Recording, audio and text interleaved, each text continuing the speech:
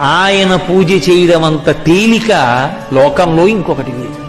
ఎందుచేత అంటే నాకిది కావాలి అని కూడా ఏదీ అడగనటువంటి వాడు. కాశీని నీళ్లు పోస్తే చాలు పరవశించిపోతాడు. అటువంటి శివుడు కనుక ఆయన శంభుని, అటువంటి పరమాత్మ, అటువంటి దయార్ద్ర హృదయుడవు, చేసిన దోషాలు జ్ఞాపకంలో ఉండవు నీకు అని దేవతలందరూ వెళ్ళి ఆయన్ని స్తోత్రం చేసి, మూడవ కన్నున్నవాడా, ఉన్నది నువ్వు ఒక్కడివి, మూడు లోకములకు, కానీ నువ్వు మూడు అంకె మీద తిరుగుతుంటావు.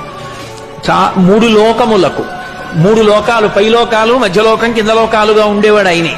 మూడు మూర్తులకును, బ్రహ్మ విష్ణు మహేశ్వరులుగా ఉండేవాడు ఆయనే.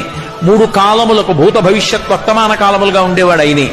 కాబట్టి మూడుగా కనపడి మూడు కాదు ఒక్కటిగా ఆఖరికి జ్ఞానంలో తెలియబడేవాడివి నువ్వే.